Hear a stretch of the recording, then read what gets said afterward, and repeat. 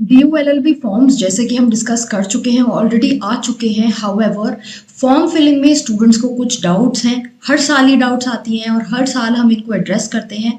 आज की इस वीडियो में again we are going to discuss some important points relating to the forms and I will try to address आपकी जो कोई भी प्रॉब्लम है फॉर्म्स को लेके, जो मुझको मैसेजेस आ रहे हैं उनके रिस्पेक्ट में कुछ चीज़ें मैं आज की इस वीडियो में डिस्कस करूंगी। सबसे पहले please note that these are the registration dates. 15 मई आपकी लास्ट डेट है। नाउ DU-LLB जो है ये एक पोस्ट ग्रेजुएट कोर्स है, तो आप PG पोर्टल पे इसका फॉर्म भरेंगे। जब आप इस वेबसाइट पे जाएंगे जहां पर फॉर्म्स अवेलेबल हैं, वहां पर आप PG वाला ऑप्शन सिलेक्ट करेंगे। यहाँ पर कुछ आपको कॉन्टैक्ट डिटेल्स दी हुई हैं, कुछ जैसे आपको क्वेरीज हैं जो एडमिन डिपार्टमेंट बता सकता है। कुछ ऐसी क्वेरीज मेरे पास भी आ जाती हैं, जो मुझे पता होता है I tell you, otherwise I always tell you that you should always go and ask, email those doubts to the admission department. So ये details यहाँ पर हैं and you can ask them for your whatever doubts that you have. Online registration का आपका पूरा process यहाँ पर clearly दिया हुआ है कि आपको ऑनलाइन किस तरह से रजिस्टर करना है। पोर्टल पे जाना है, देन वहाँ जाके आप अपना न्यू यूज़र रजिस्ट्रेशन बटन पे जब क्लिक करेंगे तब आपको वहाँ पे लॉगिन करना होगा। कुछ डिटेल्स मांगेंगे, आपकी ईमेल आईडी, पासवर्ड, आपका फ़ोन नंबर आईडी पे आपको OTP दिया जाएगा जो आप वेरीफाई करके फॉर द यूज़ कर सकते हो as user name password. Then आपसे कुछ डॉक्यूमेंट्स अपलोड करने को कहेंगे। अब वो डॉक्यूमेंट्स के साइजेस, फॉर्मेट सब दिए हुए हैं। What are the documents required, उसमें आपको photograph, signature, final statement of marks of qualifying examination, यानी जो भी आपका एग्जामिनेशन है UG का जिसमें आपने क्वालिफाई किया है, उसके आप जो फाइनल मार्कशीट है वो अपलोड करेंगे। अगर फाइनल मार्कशीट नहीं है उसके बारे में भी अभी हम आगे बात करेंगे। दे हैव टोल्ड अस, हर साल ये क्वेरी आती ही है। some people are in their final year and they are appearing for this examination. अभी आपके पास हो सकता है एग्जाम्स ना हुए हों एंड मार्कशीट ऑब्वियसली नहीं आई होगी, तो उन स्टूडेंट्स को कैसे डील करना है वो भी हम आगे बात कर लेंगे। They can appear for the exam. Then आपको ID कार्ड अपना अपलोड करना है, Aadhaar, voter, PAN card, passport, driving licence, ये आप अपलोड कर सकते हैं। अब ये जो टेस्ट है ये हमारा एंट्रेंस बेस्ड टेस्ट है, ये मेरिट बेस्ड नहीं है या ये वाला कैटेगरी नहीं है, एंट्रेंस बेस्ड टेस्ट है। आप अपनी एप्लीकेशन को सेव कर सकते हैं, जो जो चीज़ें वहाँ पूछी हुई हैं सिंपली उन्हें डाल दीजिए, गलती मत कीजिए। बेसिक सी चीज़ें हैं, बेसिक गलतियाँ मत कीजिए। डेट ऑफ बर्थ, नेम्स में एटलीस्ट गलतियाँ नहीं होनी चाहिए। अगर आपके ग्रेजुएशन के जो मार्क्स वगैरह आप अपलोड कर रहे हो उसमें गलती हो जाए, कोई बात नहीं, वो रेक्टिफाई हो जाती है बाद में, बट बेसिक डिटेल्स में गलती ना कीजिए कि आपके जो आधार कार्ड, जो आपके आधार कार्ड पे इंफॉर्मेशन है वो उसमें सही से आनी चाहिए, ताकि आपका एडमिट कार्ड जो आपको मिलेगा उस पर वहीं से इंफॉर्मेशन प्रिंट होके आएगी। तो it should match with the information on your identity card, तो वहां पर मिस्टेक मत कीजिएगा। एप्लीकेशन फी आप ऑनलाइन पे कर सकते हो। Here are the modes in which you can pay this fee आपकी यहाँ बताई हुई है। SC ST PWD कैटेगरी के लिए 300 है एंड अनरिजर्व यानी जनरल OBC EWS के लिए आपकी 750 है। Then moving forward, minimum age eligibility criteria, ये डिपेंड करता है कि आप कौन से प्रोग्राम के लिए अप्लाई कर रहे हैं, आपको कौन सा इंस्टीट्यूट गवर्न करता है। अब जैसे लॉयर्स हैं उनको bar council of India institute govern करता है, तो उसके रिस्पेक्ट में आपका एज क्राइटेरिया डिसाइड होगा। देन मूविंग फॉरवर्ड, ये चीज़ें आप अपने एंड से भी पढ़ सकते हैं। ये देख लीजिए, सेंटर्स हैं। स्टूडेंट्स बहुत से ये भी पूछते हैं कि हमारी सिटी में कंडक्ट होगा कि नहीं। ये एग्जामिनेशन आपको सेंटर पे जाके देना पड़ेगा। अगर आप इन सिटीज़ तक पहुंच सकते हैं तो वेल एंड गुड, ये आपके पास ऑप्शंस हैं। फर्दर स्कीम ऑफ एग्जामिनेशन की बात कर लेते हैं। Mode of examination computer based online आपका ये टेस्ट होने वाला है, 2 घंटे का टेस्ट है। मल्टीपल चॉइस क्वेश्चंस आएंगे, नंबर ऑफ क्वेश्चंस डिपेंडिंग, कुछ हो सकते हैं एग्जाम जिसमें 50 होगा। DU-LLB में हमारे 100 क्वेश्चंस आते हैं। मार्किंग जो है 4 जो है आपको आंसर मिलेंगे, 4 मार्क्स का एक क्वेश्चन होगा। Negative marking -1। Medium of paper आपका इंग्लिश ही है, इंग्लिश में ही आपका पेपर कंडक्ट कराया जाएगा। ये भी बहुत से लोग क्वेरी पूछते हैं। देन अगर आपके पास CGPA मार्क्स हैं, उसको आपको परसेंटेज में कन्वर्ट करना है, तो उसका फॉर्मूला यहाँ पर दिया हुआ है. You can use this formula. You can convert your CGPA into percentage from here. अगर आप ऑलरेडी परसेंटेज सिस्टम में आपके मार्क्स मिले हुए हैं तो you can enter that. Then moving forward, मैं सबसे इम्पॉर्टेंट डिटेल्स डिस्कस कर रही हूँ, जो बेसिक इंडिविजुअल डिटेल्स जो हर स्टूडेंट को अलग तरह से अप्लाई होंगी, that you can read from your and. यहाँ पर रिजर्वेशन की बात करी हुई है कि ये वाले जो कोटाज हैं ये आपको मिलेंगे. अब यहाँ पर कोटा में बहुत से स्टूडेंट्स को इशू आता है सर्टिफिकेट वगैरह को लेके, तो वो भी हम यहाँ पर देख लेते हैं. Here they have clarified that आपको जो आपका एलिजिबिलिटी क्राइटेरिया है वो इसके अकॉर्डिंग होना चाहिए जो रेजोल्यूशन पास हुआ है.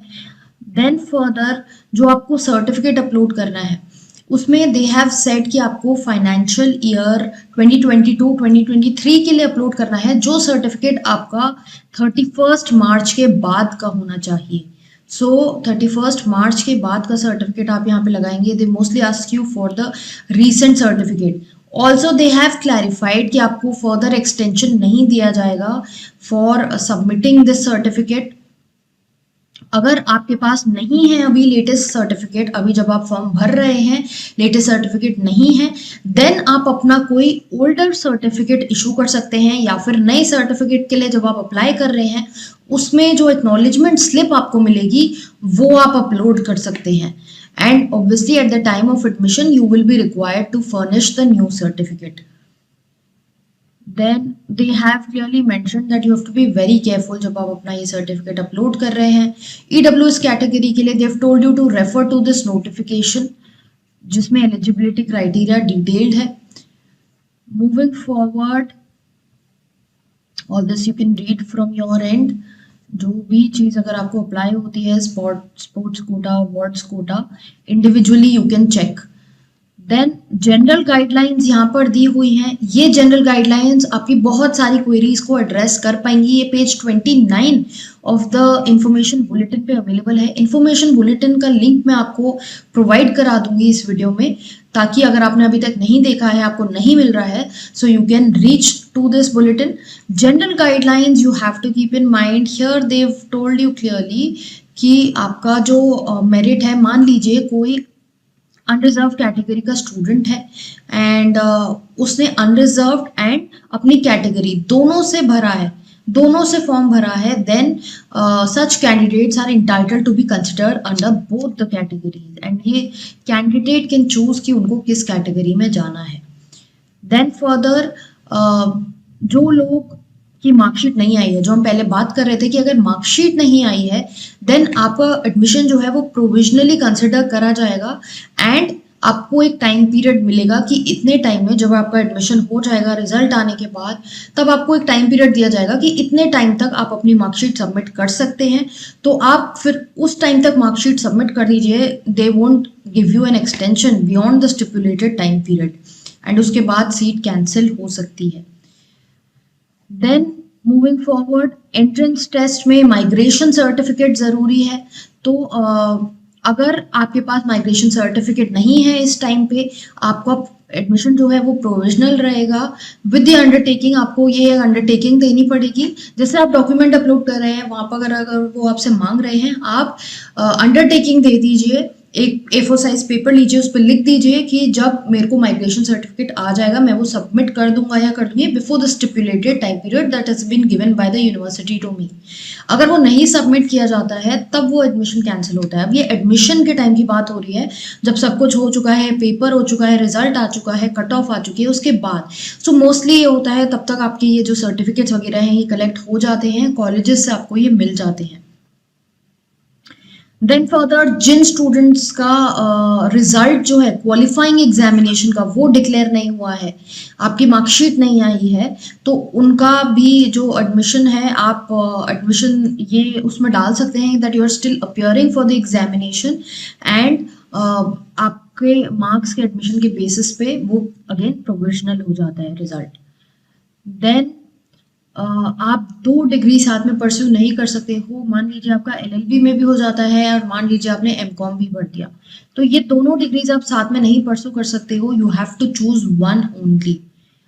देन आपको अगर बेनिफिट लेना है रिजर्वेशन का, रिलैक्सेशन का, तो आपको एक वैलिड सर्टिफिकेट अप्रूव फर्निश करना है जो कॉम्पिटेंट अथॉरिटी से लिया गया हो। फर्दर आपको जो रेगुलेशंस हैं, जो आपकी रेगुलेटरी बॉडी है, जैसे लॉयर्स के लिए बार काउंसिल ऑफ इंडिया है, उसके रूल्स आपको अप्लाई होंगे। Then they have clearly specified here कि condonation of delay in admission की जो प्रैक्टिस है कि आपका अगर एडमिशन में डिले हो रहा है, उस डिले को आपको करने दिया जाता है, अलाउ कर दिए जाते हैं, वो यहाँ पर क्लैरिफाइड है कि वो अब ऐसा नहीं करने दिया जाएगा। एज पर द ऑर्डिनेंस जो एडमिशंस हैं वो फाइनलाइज हो जाएंगे बाय 31st ऑफ अगस्त। सो उससे ज़्यादा डिले नहीं होगा in the admission. So mostly to try कि 31st अगस्त तक आपके सारे डॉक्यूमेंट्स वगैरह जो हैं वो आपके पास अवेलेबल हो। Then further please note they have mentioned category, gender, bank details.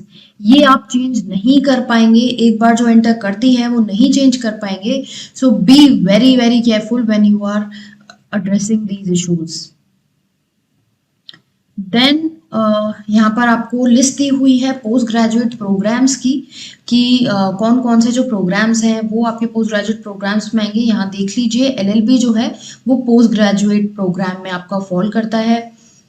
Further let us move on to the eligibility criteria given herein for LLB. Here you will see entrance based test है, तो merit based नहीं है, सिर्फ entrance based है।